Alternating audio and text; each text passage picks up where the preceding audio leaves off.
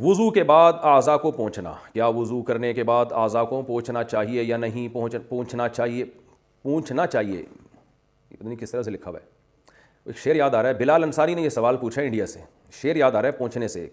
हमने 9th class में थे तो हमारे टीचर ने शेर सुनाया था, उनके दस्ते नाजुक के लिए भेजी थी जो पूंछी, खबर पहुंची तो ये पहुंची कि पूंछी नहीं पहुंची।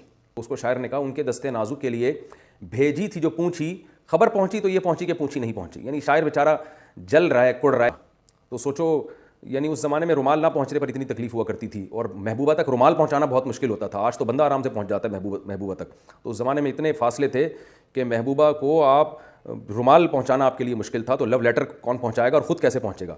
और आज महबूबा पहले पहुंची भी होती है, बंदा लेट पहुंच रहा होता है। ये हालात हो चुके हैं। क्या वुज़ू के बाद आज़ा को पोंछना चाहिए या नहीं पोंछना चाहिए? दोनों तरीके हदीस से साबित हैं।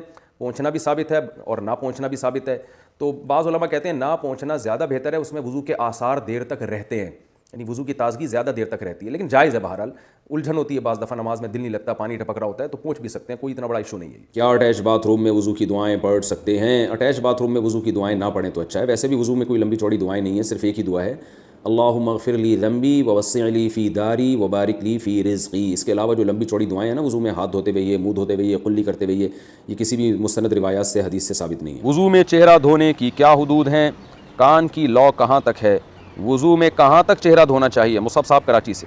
कान की लौ इसको बोलते हैं जहाँ कान आपका एंड हो रहा है, ख़त्म हो रहा है। ये जो कान ख़त्म हो रहा है ना, तो यहाँ से चेहरा शुरू हो रहा है, तो यहाँ तक धोना ज़रूरी है चेहरे को।